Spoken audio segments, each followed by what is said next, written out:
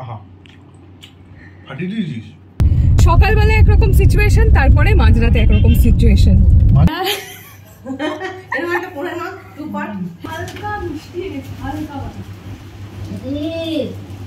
এই শাড়ি কোথাও ছাঁটবে না।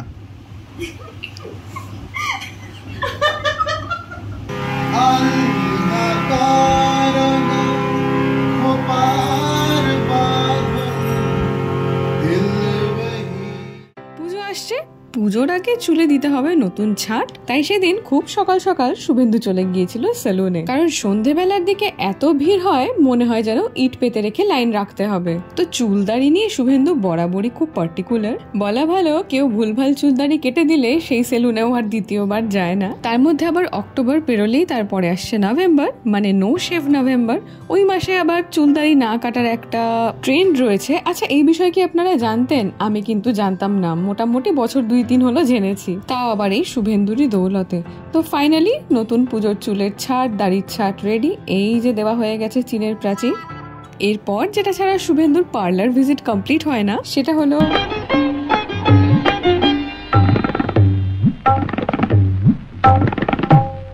the next day. Hello everyone, কেমন আছেন আপনারা সবাই? পুরনোদের ওয়েলকাম ব্যাক আর নতুনদের ওয়েলকাম জানি। আমি ইন্দ্রাণী শুভেন্দুকে সঙ্গে নিয়ে শুরু করছি অড কাপলের আর একটা এক্সাইটিং ব্লগ। আজ প্রায় অনেকদিন পর সকালে উঠে দেখি রোদ উঠেছে, বৃষ্টি পড়ছে না। জানি না এই অসময়ে বৃষ্টি আপনারা কতজন এনজয় করলেন, কিন্তু সত্যি কথা বলতে ওয়েদারটা এতটাই জঘন্য লাগছিল, কোনো কাজ টাইমলি করতে পারছিলাম না। আর আকাশ মেঘলা থাকলে আমার মন মেজাজ একদম ভালো থাকে না। আকাশে তখনও মেঘ রয়েছে, তবে আজ সকালটা আবার 2 শালিক দিয়ে শুরু হলো। আচ্ছা, আপনাদের মধ্যে কেউ কি এই 1 শালিক 2 শালিক মানেন? তাহলে অবশ্যই কমেন্ট করে জানাবেন। তা 2 শালিক দেখে যখন দিনটা শুরু হলো, তার মানে ভালো কিছু হতেই হবে, আর সেরকমটা হচ্ছেও খানিকটা এইভাবে। তো সকালবেলা বিছানা গোছানোর পর আমার যেটা কাজ, আমি যাই একটুখানি ব্যালকনিতে।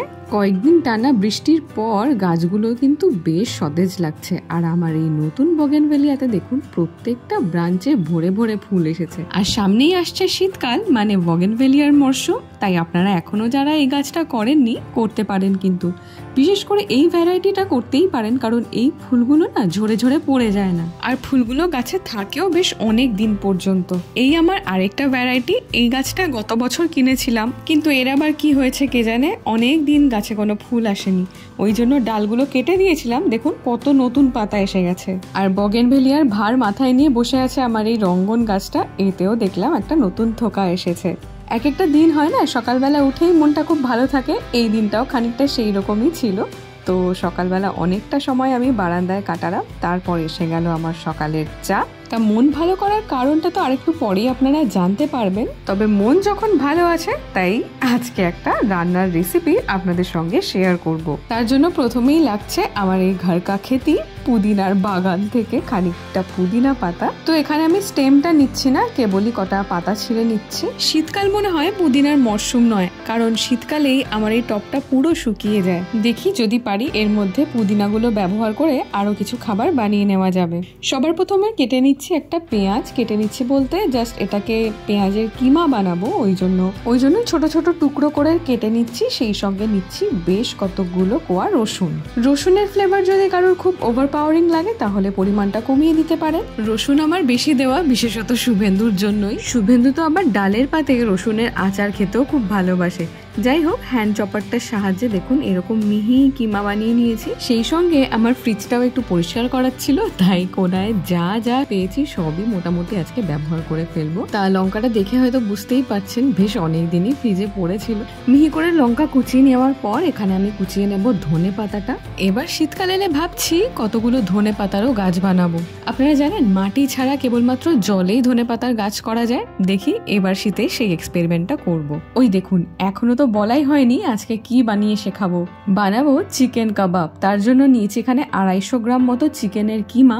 আমি এখানে ফ্রোজেন কিমা ব্যবহার করেছি, আপনারা চাইলে বাজার থেকে মাংস কিনে এনেও কিমা করে ব্যবহার করতে পারেন।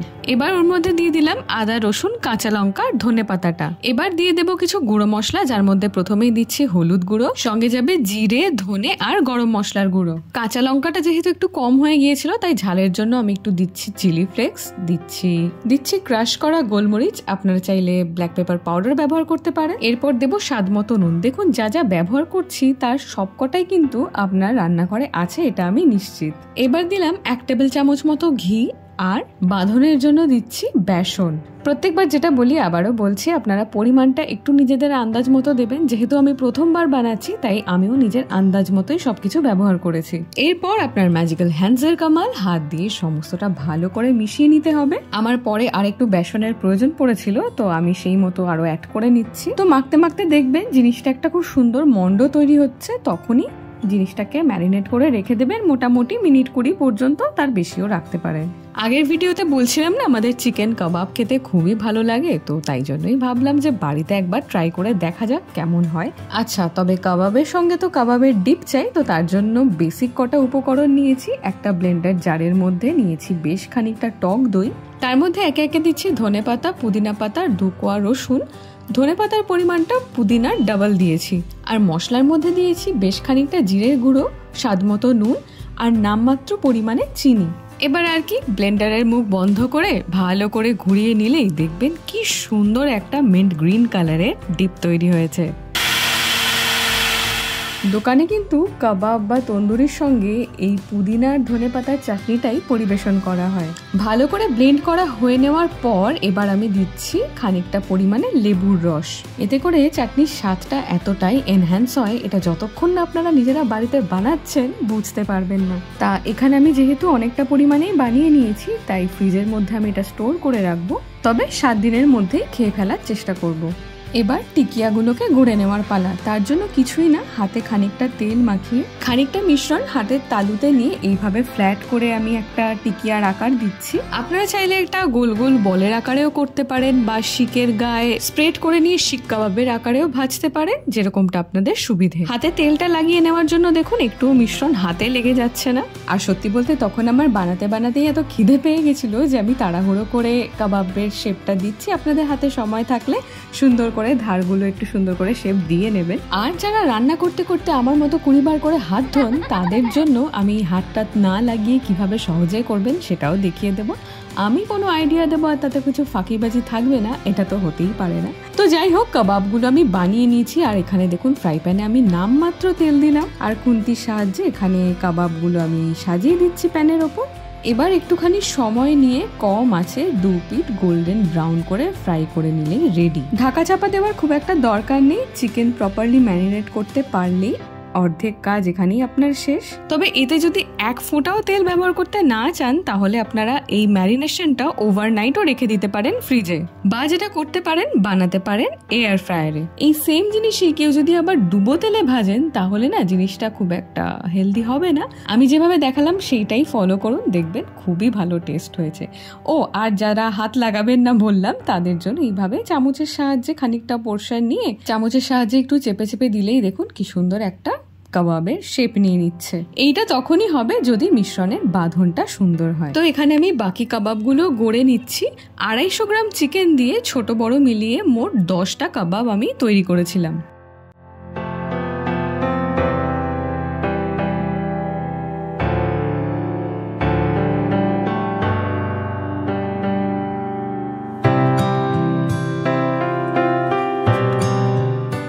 আপনারা চাইলে এর সঙ্গে একটু পেঁয়াজ বা গাজর কুচিও নিতে পারেন স্যালাড হিসাবে। আর ভেতরটা দেখুন কি সুন্দরভাবে কুক হয়েছে। এবার দেখি শুভেন্দুর কেমন লাগলো। এবার বলো খেয়ে। তো চিকেন কিমা তো দেখেই বোঝা যাচ্ছে না। আহা, ফাটিয়ে দিয়েছিস। ফেটে গেছে তাহলে। পুদিনা চাটনিটা একদম দোকানের কাবাবের চাটনির মতো। আমার ঘর কি খেতি। দুর্দান্ত। তুই নিজে খেয়েছিস? না, এখনো খাইনি। খেয়ে দেখ, দুর্দান্ত বানিয়েছিস। তুই নিজেও ভাবতে পারবি না তুই এত ভালো বানিয়েছিস। তাহলে পরের সপ্তাহে হাতিবাগান কবে যাবি বল? যা চাইবি তাই কিনে দেওয়া হবে। ফাটাফাটি দুর্দান্ত হয়েছে। ঝাল নুন একদম এক সব ফ্রিজে আমি পরিষ্কার করেছি, সব বাচ্চা বুচা যা ছিল সব ইউজ করে ফেলেছি। কিন্তু মানে এত সুন্দর কুক হয়েছে, হ্যাঁ মানে ভাবাই যাচ্ছে না। এটা আরেকদিন বানা। অবশ্যই। 2,000 years later.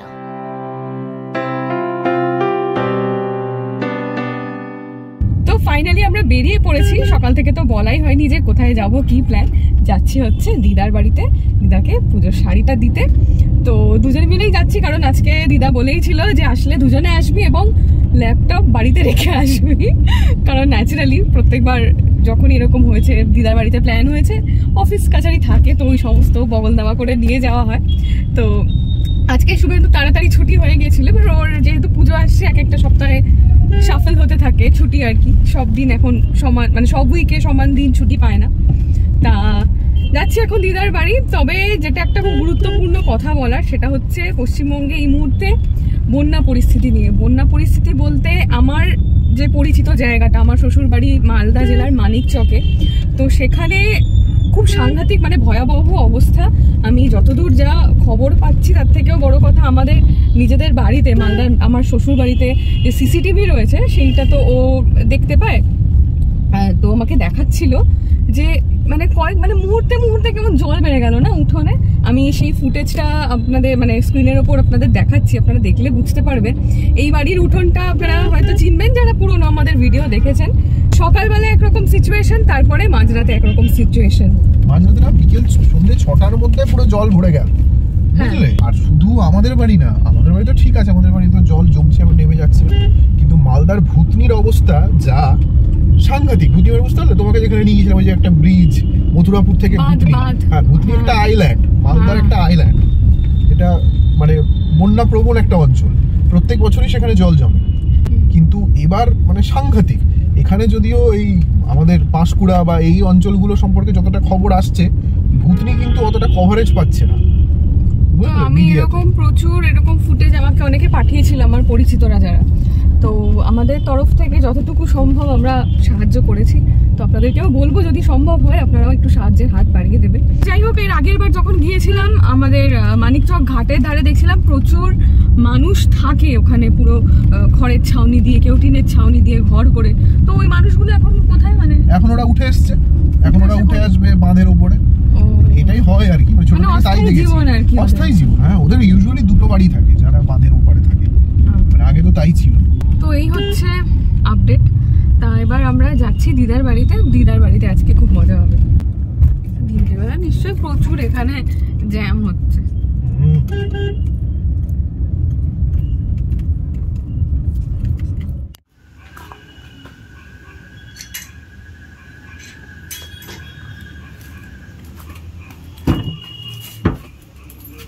কি গো, ফোন করে যাচ্ছি ধরছো না? না না, ব্যাগে ছিল তো, আমি আবার এই ঘরে এসেছিলাম।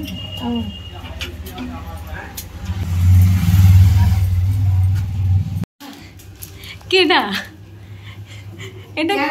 এটা কেডা? নতুন চোখ দেখছি আমার। কেমন লাগছে আমার লুকটা?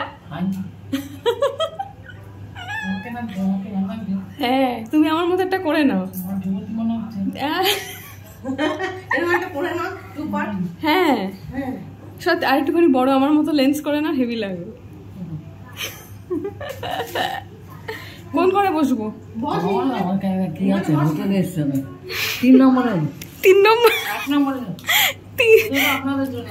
3 নম্বর নাকি? আরে এটা তো এখানে বসে আছে, এটা নিয়ে এসেছিলাম না আমি। কোন ঘরে যাবো? আমি যে হোটেলে এসে জানো, এই যে 1 নম্বরে জানো। কোন ঘরে যাবো? আমি 1 নম্বরে যাই। বলছে 1 নম্বরে যান।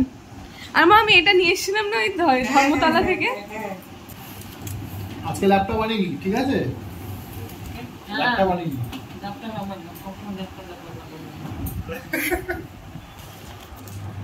বস না। হ্যাপি পুজো। বসে করবি তো আগে পুজো। হ্যাপি পুজো।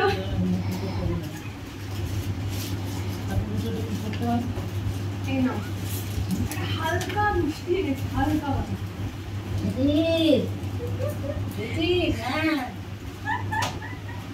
আসলে আমাদের এখানে গলিতে প্রচন্ড জল জমতো, আর আমি এখান থেকে আমার বাড়ি একদম ঢিল ছড়া দূরত্বে। আমি টুকটুক করে যেতাম, তখন যথেষ্ট বড়, ক্লাস 8।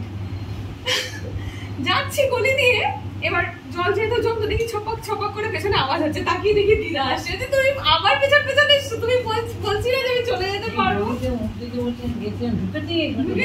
তারপরে আমার বাবাকে ফোন করতো, হ্যাঁ ইন্দ্রজিৎ ঢুকেছে, বলে হ্যাঁ হ্যাঁ ঢুকেছে না যাচ্ছে হ্যাঁ এটা তোমার ধরো তো।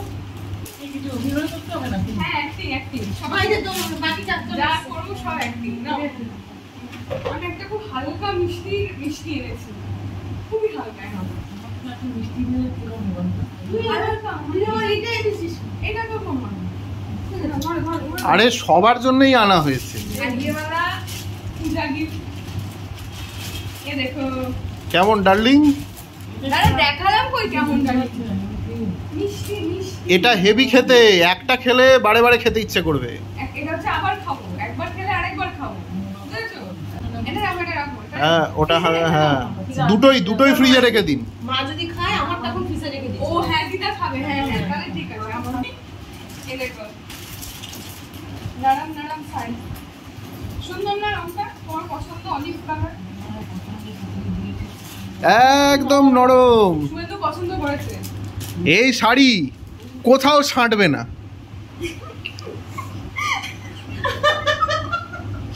বুঝলেন না? একদম খোলা খোলা হয়ে থাকবে। এই যে মা এরকম পাখা নিয়ে হাওয়াই সিধা হয়ে করেছিল। নরম কি না? আমি বলছি দেখে নরম শাড়ি নেবে। হ্যাঁ মানে এটা পুরো এরকম মসলিনের মতো না না এটা কসুতি কত। হ্যাঁ ও দিদা যে এসেছিল, হ্যাঁ একদম সফট। এটাকে বলে মলমল শাড়ি, বুঝেছো? মলমল ভালো আছে, পরবে কিন্তু এটা মানে একদম নরম। তুমি তো ওইসব দেখলে খুব রেগে যাও, যেগুলো একটু বর্ডার ওয়ালা শাড়িগুলো হয়।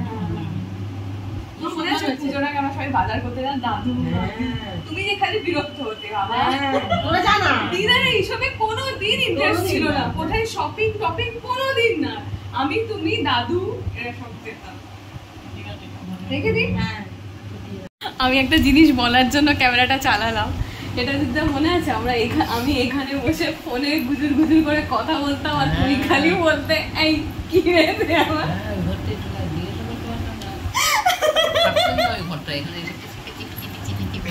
জোরে বলো জোরে বলো। পিচি পিচি হ্যাঁ তুমি জিজ্ঞেস করো দিদা। এই খালি আসতো জানিস গুজ গুজ গুজ। আর এই ঘরটায় বসে, আর এই ঘরটা না একটু গরম কম্পারেটিভলি। ওই ঘরটার পাশে রয়েছে পুকুর।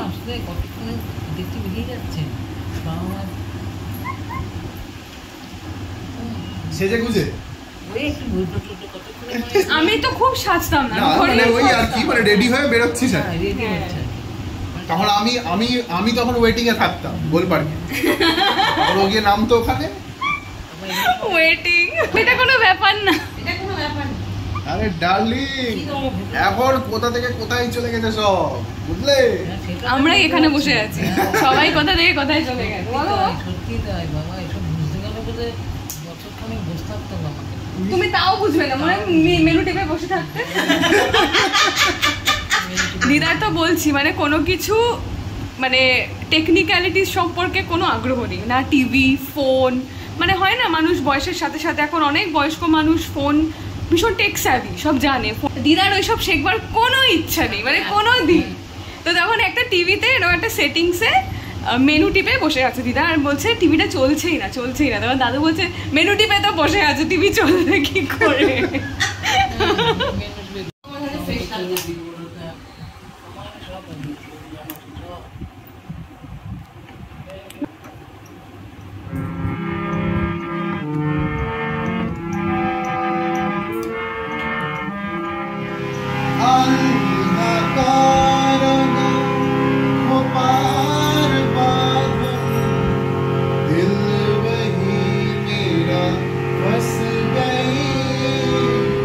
दिल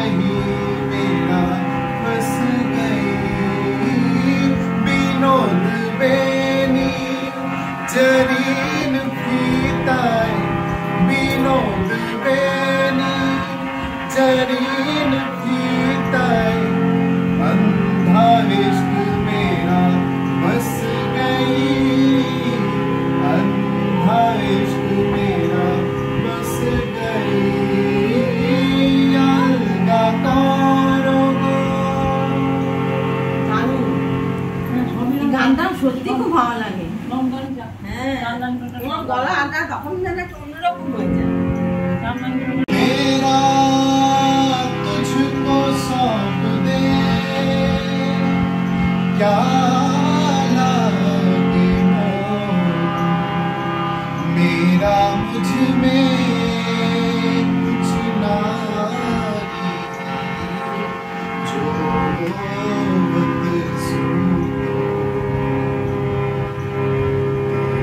तेरे बिन मेरा मन जैसे उजली किरण जैसे शोला लगी तुमसे मन की लगन लगन लगी तुमसे मन की लगन लगन लगी तुमसे मन की लगन लगन लगी तुमसे मन की लगन गली गली घूमे दिल तुझे ढूंढे गली गली घूमे दिल तुझे ढूंढे तेरे बिन तरसे नयन लगी तुमसे मन की लगन लगन लगी तुमसे मन की लगन খুব ভালো লাগলো গো। হাত তালি, তালিয়া তালিয়া। বলতে হয়নি, সঙ্গে সঙ্গে তুলে ফেলেছে। এটা তো একটা সুফি রাহাত ফাতে আলী খান। সুফি গান গাও তুমি না? হ্যাঁ, ও ওই গানগুলো পছন্দ করে। আচ্ছা, এই হারমোনিয়ামে দিদা গান করেছে, আমার মা করেছে, আমি করেছি, আবার তুই করলি। হ্যাঁ সিরিয়াসলি, এইটার মানে বিরাট বয়স। কোনো আসেনি মানে মেরামত করতে। মানে একভাবে চলছে। মানে এটা কত বয়স এটা? এটা অনেক বয়স। তুই ভাব না, মায়ের বয়সের থেকে মাঝে মাঝে মায়ের বয়স না, ধরো 5-6 এই পড়ে। তাহলে তখন থেকে এই গান। More than 40 years. দাম নিয়েছিল কত তখন? কত টাকা? 300 টাকা। 300 টাকা? 300 টাকা হারমোনিয়াম। আমার মনে হচ্ছে ভাই। সামনে গুরুজি রেখে ওই জায়গাটা কি হয়ে গেছিল? ও দিদা, শুভেন্দুর বাড়ির উঠোনে মানে প্রায় জল। প্রচুর জল, মানে বন্যা বন্যা। মোটামুটি কি মানে চারিদিকে এমন বৃষ্টি হয়েছে যে জলগুলো মানে ওখানে ওটা তো পঞ্চায়েত এলাকা, এবার পঞ্চায়েত এলাকায় যে কাজ করার কথা সেই কাজ হয়নি যথেষ্ট। জলটা পাস করছে না। এর আগের বারও তো এসেছিল। নেমে গেছে এখন, কিন্তু বৃষ্টি হলেই বেড়ে যাচ্ছে। হ্যাঁ, তার মানে এটা আগে হতো না কিন্তু তোমাদের। না, তোমার না, মা হতো বলছে না, হতো কোনোদিন না। হয়নি, তোমার মা কোনোদিন বলছে হতো বিয়ে না। হয়েছে। বলছে এখন রিসেন্ট হচ্ছে এটা। আসলে কি হয়েছে, যারা নিজেদের ওই এলাকাতে যারা নিজেদের বাড়ি করেছে নতুন, সব বাইরে থেকে এসে এসে এখন প্রচুর লোক বাড়ি করেছে নতুন নতুন। ওরা কি করেছে যে হাইড্রেন গুলো সেগুলোকে বন্ধ করে দিয়েছে। সেটা পঞ্চায়েত থেকে করা হয়েছিল, একসময় টাকা স্যাংশন করিয়ে যখন আমার বাবা পঞ্চায়েতে ছিল তখন করিয়েছিল ওটা, টাকা স্যাংশন করিয়ে। তারপরে এখন ওখানে বাড়ি করে করে ওই জায়গাগুলো ব্লক করে ব্লক হয়ে গেছে। ব্লক করে দিয়ে ওই জলটা বেরোবে। ড্রেনটা জল যাচ্ছে না। ওপর দিয়ে ফ্লো হয়ে যাচ্ছে। জমি থাকলেও মুশকিল, মানে ডেঙ্গু হচ্ছে সেই মানে ওদের উঠোনে চলে যাচ্ছে জল। পুরো উঠোন বোঝাই জল। আমি মানে ভিডিও দেখে অবাক। স্বভাব নিম্ন দিকে যায়, আগুনেরই স্বভাব যেমন সবকিছু পুরায়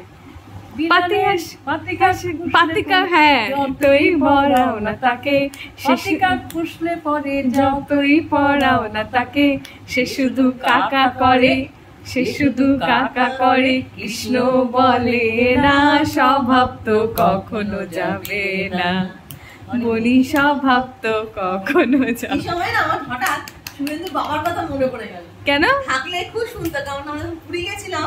উফ, উনি কিছু গান জানে, মা বলছে পর পর গিয়ে যাচ্ছে। গীতিকা সব বলে দিচ্ছে, কত পুরনো গান। উনি হচ্ছে গানের এনসাইক্লোপিডিয়া, সব জানে। হ্যাঁ, ওর বাবা আবার বলছে এই গানটা এই জানেন এটা, তখন আমার মা আবার ওই গান মানে পুরোনো দিনের গান। হ্যাঁ। যারা খুব গান শোনে হ্যাঁ দেখবে তারা অটোমেটিক্যালি ভালো গাইতেও পারে। আর গান এটা 100 বার হ্যাঁ, শুনতে হবে, শোনা। ইয়ার ট্রেনিং হওয়াটা মানে যে কানে শোনার যে একটা হ্যাবিট। যে কিশোর কুমার তো কারোর কাছে গান শেখেনি, কোনো মানে কোনো ইনস্টিটিউশনাল ট্রেনিং নেই। তুমি ভাবো, উঠে বসে খায় না। কতগুলো যে খাচ্ছে ভীষণ। আমি হচ্ছি ভগাধামে শ্রীবিষ্ণু। চুমকি আমার বাড়িতে একদিন বলছে কলেজ থেকে এসে বলছে মা একটা ছেলে এসে স্যাররা ম্যাডামরা যা পড়াচ্ছে ইংলিশে উঠে তখন অ্যান্সার গুলো দিয়ে দিচ্ছে।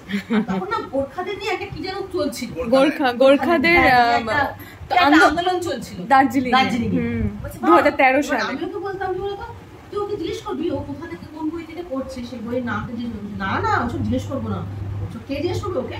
ও বলছে বলুক গিয়ে, ও জিজ্ঞেস করছে না ওর একটুখানি আমি তো বলি যে একটা অদ্ভুত অ্যাটিটিউড ছিল, কারোর সাথে ঘরে কথা বলতো না। হাজবেন্ড যে বসতো দুজনে, কিন্তু কারোর সাথে বেশি কথা বলতো না শুনে। এবার একদিন ওকে জিজ্ঞেস করেছে, হ্যাঁ রে ইনানি, তোর বাবা কোথায় কাজ করে?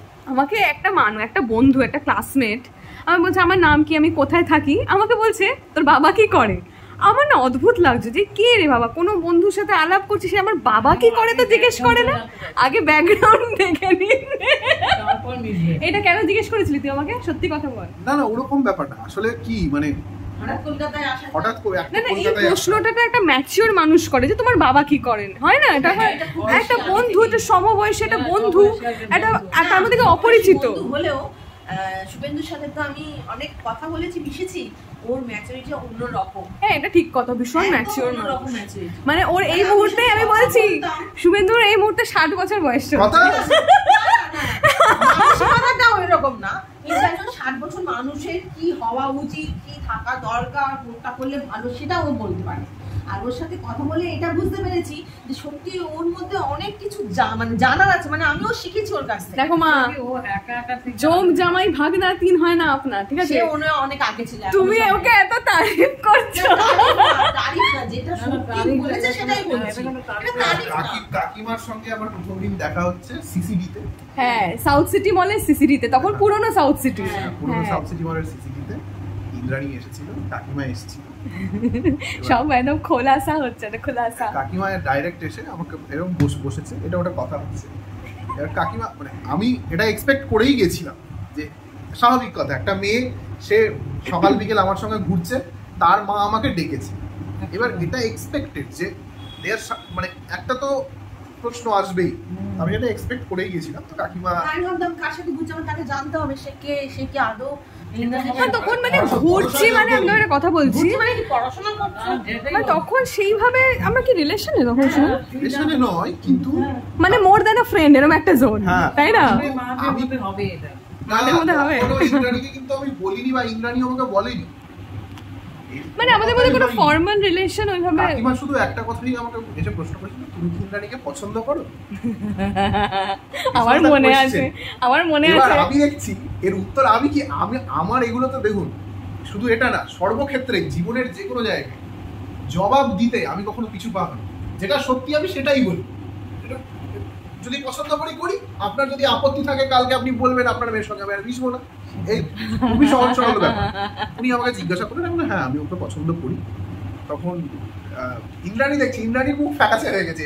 আসলে ও ভাবতে পারেনি যে কাকিমা এসে, তার মা এসে আমাকে এই প্রশ্নটা করবে, আর শুভেন্দু এরকম একটা সাবলীল জবাব দেবে যে হ্যাঁ পছন্দ করি, আমার নেগেটিভ দেয়নি, একেবারে পজিটিভ। পজিটিভ। তখন আমাকে শুভেন্দু পরে থেকে বলেছিল যে আমি মিথ্যা কথা কেন বলবো। হ্যাঁ না ওরকম কোনো ব্যাপার নেই, এদিকে আমি আবার তাকে নিয়েই যাচ্ছি সব জায়গায় ঘুরছি, এর তো কোনো প্রয়োজন নেই। কে ও বাবা চলে এসছে, আমাদের এখানে জমিয়ে আসর বসেছে গল্পের, গল্প দাদুর আসর না গল্প দিদা, গল্প দিদার আসর। গল্প দিদার আসে, দাদু নেই। ও এটা বন্ধ করো না, ফ্যাট করে আওয়াজ হচ্ছে। গল্প দাদু না, গল্প দিদার আসে। দিদার আসর। যা পুজোটা হচ্ছে মোটর মন্ত্র না।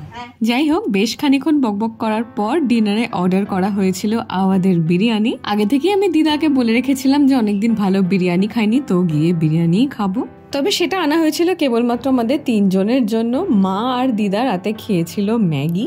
খাওয়া দাওয়ার পর বাবা বাড়ি চলে গিয়েছিল, কিন্তু আমরা 4 জনে বসে আবারও গল্প জুড়ে দিয়েছিলাম। তো আজকের মতো এখানেই শেষ করছি ভিডিওটা। যদি আপনাদের ভিডিওটা ভালো লেগে থাকে তাহলে অবশ্যই আমাদের অড কাপল চ্যানেলটা সাবস্ক্রাইব করতে ভুলবেন না। যদি ফেসবুক থেকে আমাদের দেখে থাকেন তাহলে অতি অবশ্যই আমাদের ফেসবুক পেজটাও লাইক ফলো করে দেবেন। সঙ্গে কমেন্ট করে জানাতে ভুলবেন না ভিডিও আপনাদের কেমন লাগছে। সকলে খুব ভালো থাকুন, সুস্থ থাকুন। খুব তাড়াতাড়ি দেখা হচ্ছে একটা নতুন ভিডিও নিয়ে। ততক্ষণের জন্য টাটা।